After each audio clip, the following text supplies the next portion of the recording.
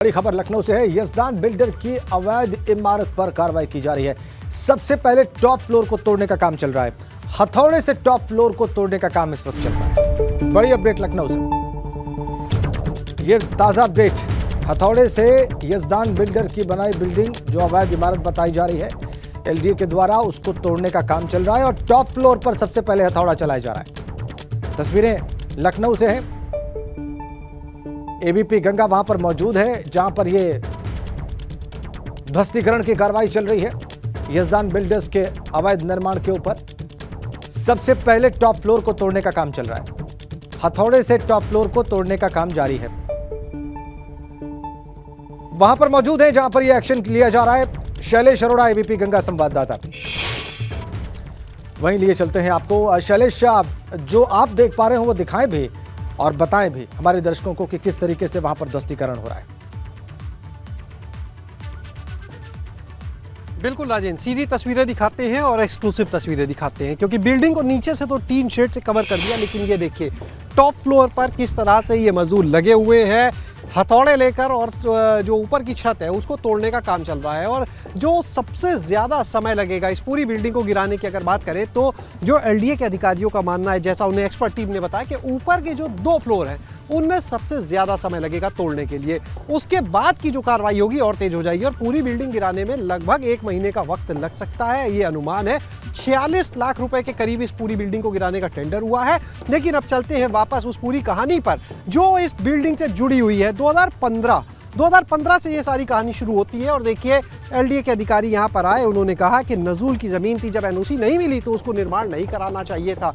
और जो नक्शा बार बार बिल्डर दिखा रहा है, जो आवंटी दिखा रहे हैं, उसको लेकर भी उनका ये कहना है कि नक्शा तो कोई एलडीए से पास है ही नहीं, तो फिर ये बिल्डिंग कैसे बन गई। अब सवाल ये कि बिल्डिंग 1 दिन में नहीं बनी, 1 महीने में नहीं बनी, 1 साल में नहीं बनी, बल्कि और ज़्यादा वक्त लगा। लेकिन उसके बावजूद जब ये बिल्डिंग बन रही थी तब कहाँ सोए थे अधिकारी, या जानबूझकर आंखें बंद करके बैठे थे? क्योंकि कहीं ना कहीं जो भ्रष्टाचार है जुड़ा हुआ इस पूरे बिल्डिंग से, तो उसमें अगर हम बात करें तो सिर्फ दोषी बिल्डर नहीं है, बल्कि दोषी हैं वो लोग जिनकी साठगांठ से ये पूरी बिल्डिंग तैयार हुई। और आपको दिखा, ये देखिए 2 टॉवर हैं, अगल बगल 2 टॉवर। हमारे कैमरा सहयोगी जितेंद्र आपको तस्वीरें दिखा रहे हैं। ये जो नीचे आप पहले से मलबा देख रहे हैं, ये वो मलबा है जब 30 मार्च को इसी साल पहली बार बुलडोजर चला था इस बिल्डिंग पर। राजेंद्र, उस समय भी एबीपी गंगा ने लाइव तस्वीरें भी दिखाई थी और यही सवाल उठाया था कि जब बिल्डिंग इतनी बड़ी बनी तो उस समय क्यों नहीं कार्रवाई की गई। कम से कम वो बायर्स बच जाते। करीब 36 बायर, यानी 3 दर्जन लोग हैं।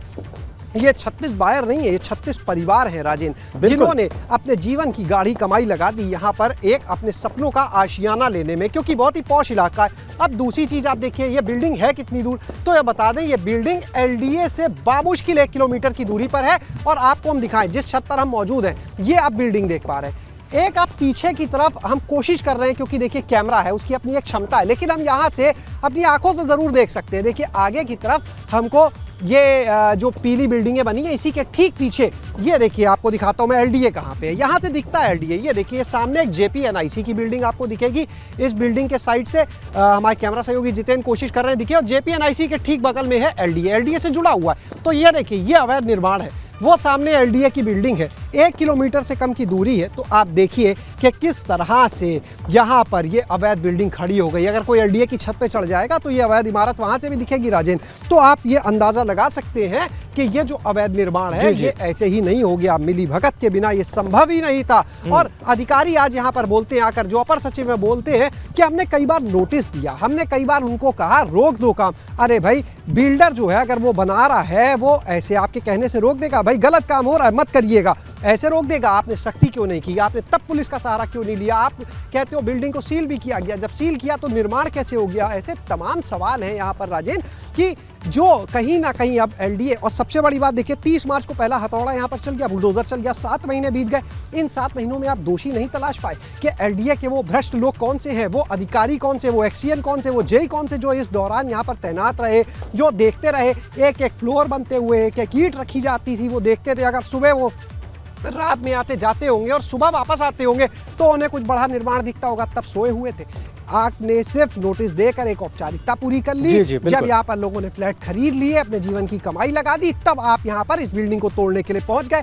तो सबसे पहले देखिए, उन दोषियों पर भी कार्रवाई बहुत जरूरी है जो इस पूरे खेल में शामिल है, जो इतने सालों से यहाँ पर जमे हुए थे। अधिकारी बदले भी होंगे इस बीच, यानी एक अधिकारी बदला, दूसरा आया, वो भी इसी खेल में शामिल हो गया। अगर कोई उसमें थोड़ा ठीक ठाक रहा होगा, उसने आगे कार्रवाई की बात की होगी, लेकिन इन चीजों से ढका नहीं जा सकता एलडीए की खामियों को, भ्रष्टाचार को। और सबसे बड़ा सवाल अब उन बायर्स का क्या होगा। राजेंद्र, बिल्कुल शैलेश, आप जो कह रहे हैं बिल्कुल सही है कि इन बायर्स ये एक दिन में नहीं बनी, एक साल में नहीं बनी, इसको बनने में वक्त लगा। और अगर नोटिस दिया गया, जो कि तर्क है एलडीए के अधिकारियों के द्वारा, तो भी ये तर्क स्वीकार नहीं किया जा सकता, क्योंकि इसे बनने में थोड़ा वक्त नहीं लगा, काफी वक्त लगा होगा।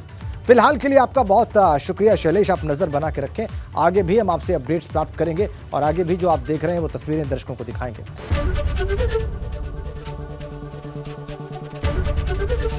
एबीपी गंगा, खबर आपकी, जुबान आपकी।